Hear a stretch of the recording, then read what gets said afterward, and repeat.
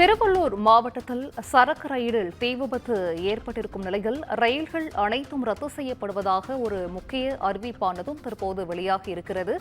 கூடுதல் விவரங்களை செய்தியாளர் கிரண் வழங்கிட கேட்கலாம். கிரண், திருவள்ளூரில் சரக்கு ரயில் தீப்பிடித்து எரிவதால் மொத்தம் 8 ரயில்கள் ரத்து செய்யப்பட்டிருப்பதாக ஒரு முக்கிய அறிவிப்பு தற்போது வெளியாகி இருக்கிறது.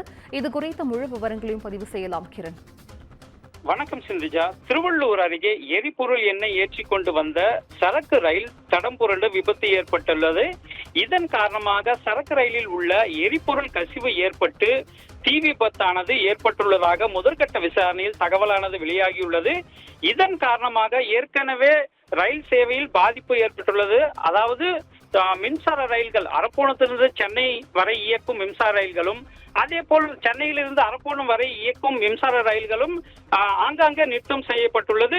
மேலும் இது குறித்து ரயில்வே நிர்வாகம் தற்போது தகவலானது அறிவிப்பானது வெளியிட்டுள்ளது. அதில் சென்னையில் இருந்து, அதாவது சென்னை சென்ட்ரல் ரயில் நிலையத்தில் இருந்து பல்வேறு பகுதிகளுக்கு செல்லும் சுமார் 8 ரயில்கள் தற்போது ரத்து செய்யப்பட்டுள்ளதாக அதில் தெரிவிக்கப்பட்டுள்ளது.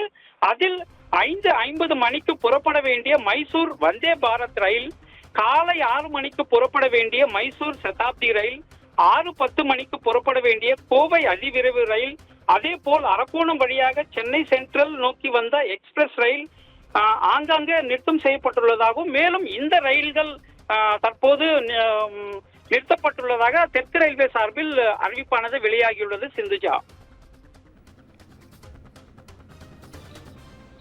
விவரங்களை வழங்கியமைக்கு நன்றி. கிரண்.